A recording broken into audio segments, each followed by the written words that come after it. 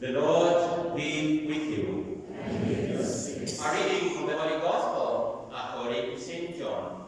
Glory to you, O Lord. At that time, when the people saw that Jesus was not there, nor his disciples, they themselves got in the boats and went to Capernaum seeking Jesus. When they found him on the other side of the sea, they said to him, "Rabbi, when did you come here?" Jesus answered them, "Truly, truly, I say to you, you seek me not because you saw signs, but because you ate your fill of the loaves. Do not labor for the food which perishes, but for the food which endures to eternal life, which the Son of Man will give to you. For on him has God the Father set his seal." Then they said to him, "What must we do to be doing the works of God?" Jesus answered them, "This is the work of God, that you believe in him whom he has sent." So they said to him, "Then what sign do you do, that we may see and believe you? What work do you perform? Our fathers ate manna in the wilderness. As it is written, he gave them bread from heaven to eat." Jesus said to them, "Truly, truly, I say to you, it was not Moses who gave you the bread from heaven. My Father gives you the true bread from heaven. For the bread of God is that which comes down from heaven and gives life to the world." They said to him, "Lord, give us this bread always." Jesus said to them, "I am the bread of life. He who comes to me shall not hunger, and he who believes in me shall never thirst."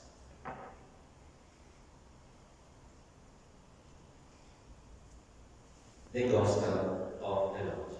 Praise you, Lord Jesus Christ.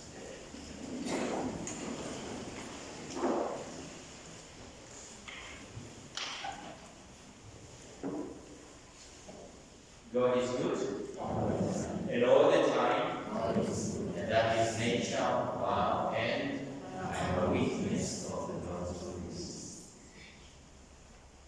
Brethren, on this 18th Sunday of the year, we continue to read the discourse on the Holy Eucharist from the Gospel of St. John, chapter 6. And this discourse on the Holy Eucharist is reminding us that the Eucharist is the center of our faith. Even if for nothing else, we are in the Catholic Church because of the Eucharist. Minus the Eucharist, we cannot say that we are the Catholic Church. In fact, other faiths admire and even want to partake of the Eucharist because they know the efficacy, the strength of the Eucharist. The question that I put to myself and to you, my brothers and sisters, is I who is in the church today, do I understand the Eucharist, the strength, the efficacy, what the Eucharist really brings to us that makes other people admire even what is in the Eucharist? A few weeks ago, a politician in one of our churches in the Athens of Nairobi, in fact, did ask the priest there, "Father, it is good that even when you don't belong to the Catholic Church, when you come into a church, allow us to eat that bread." You don't even call it the Eucharist.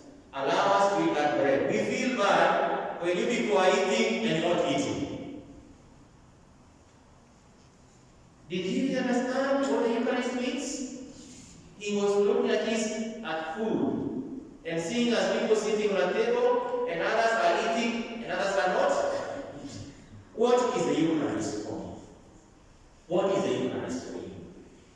Therefore today, I want to reflect briefly from our readings and ask ourselves, why am I looking for Jesus? When the disciples went across with boats, heads boats, and they asked him, Rabbi, Mwalimu, ulikuja hapa lini? When did you come here? And he tells them, I know you are looking for me because you ate the food that I gave you the other time. You are not looking for because of the other signs that are very important that you should be able to see. Therefore, I pose this question to myself and to you, my brother, my sister. Why am I here this morning in this church, Yata University Catholic Community Christ the Teacher Chaplaincy? Jesus is the bread of life. And he's telling the disciples, when they tell him that the bread of God is that which comes down from heaven and gives life to the world, they tell him, Lord, give us this bread always. Is that my animal? Do I want to be given this bread always? Or do I come to church because of other reasons?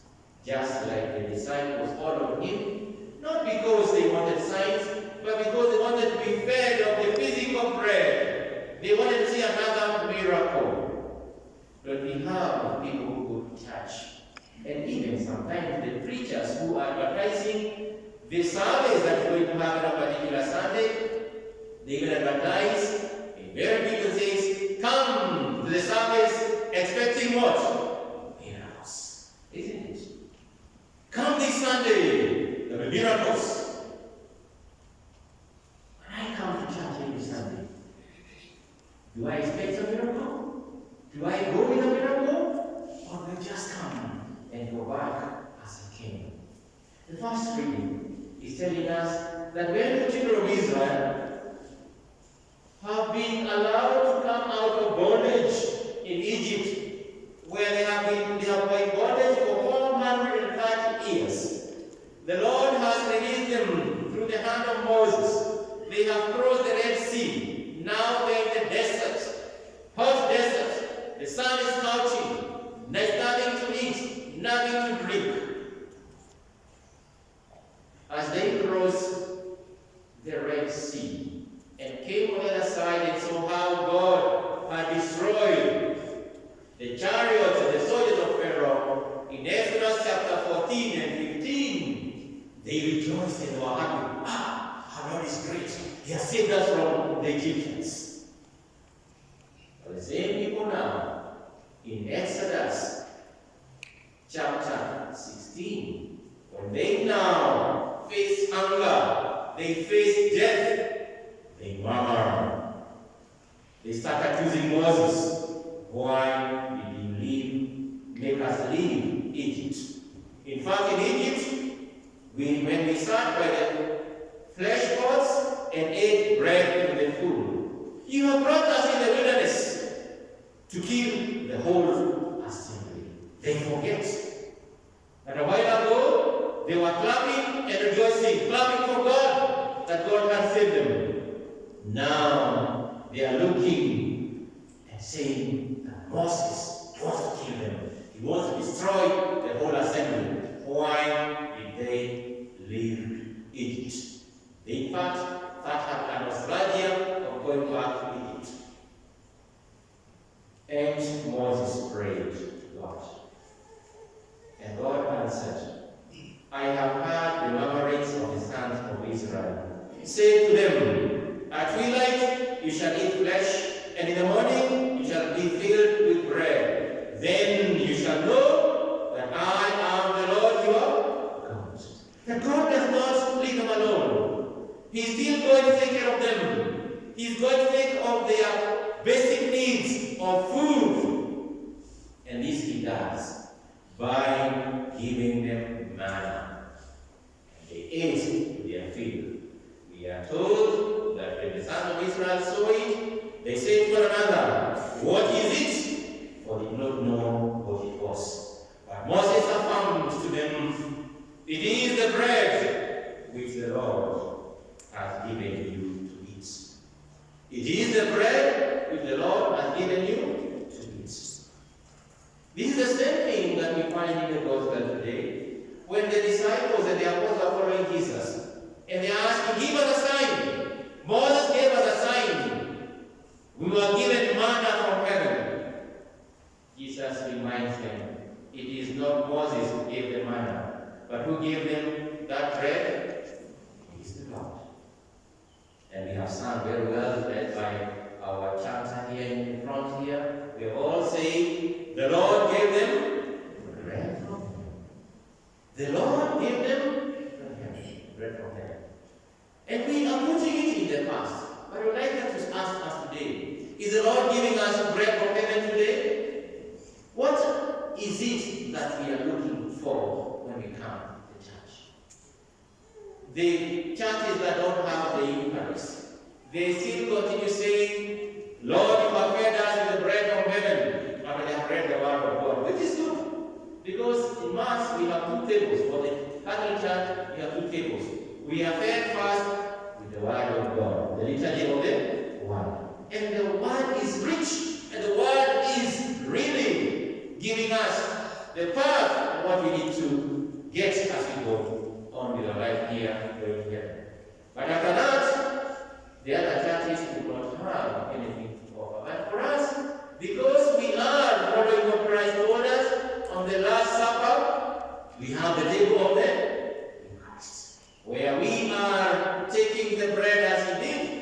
The priest in the person of Jesus Christ takes the bread and says, "Take and eat, this is my body. Take and drink, this is my blood. And then do this in my memory." We perpetuate that every time. And therefore, the Lord is feeding us with his word, yes, but also feeding us with the Eucharist. And that is what we are emphasizing, especially today, the Eucharist. Why am I not partaking of the Eucharist? That should be the question I should have been asking myself. St. Paul, in our second reading, the Epistle to the Ephesians, is telling us that indeed, if we want to be part of the new way when we are fed with the Eucharist, what should we do? What should we do? Just like the question when the disciples are asking the Lord, they say to him, "Lord, give us this bread always." To be given this bread always, St. Paul is telling us that we need to put off the old man that belongs to your former manner of life. And what kind of life is that? And it's corrupt through deceitful lusts. That we remove that older man, that older self. And this we do at baptism. When we have baptized in the name of the Father, the Son, and the Holy Spirit, we remove the older person and put on the new person in the order of grace. Therefore we are renewed. It is only when we are renewed, it is only when we have put on the new man, the new person, are we now able to go and say we are able to partake of what the Lord is giving us. Put off the old man that belongs to your former manner of life and is corrupt through deceitful lusts. So when we remove all kinds of corruption and deceitful lusts, then we are renewed. We are renewed in the Spirit. Be renewed in the spirit of your minds and put on the new man, created after the likeness of God, in true righteousness and holiness. That if I want really to feel the effect of being close to Jesus, I have to be a new person who is living in truthfulness,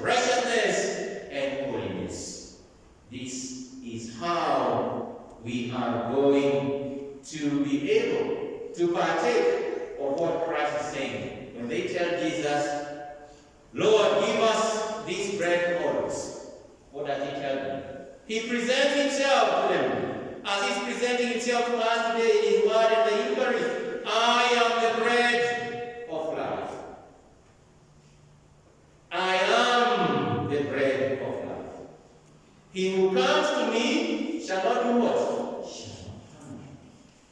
And he who comes to me, and he who believes in me, shall never thirst.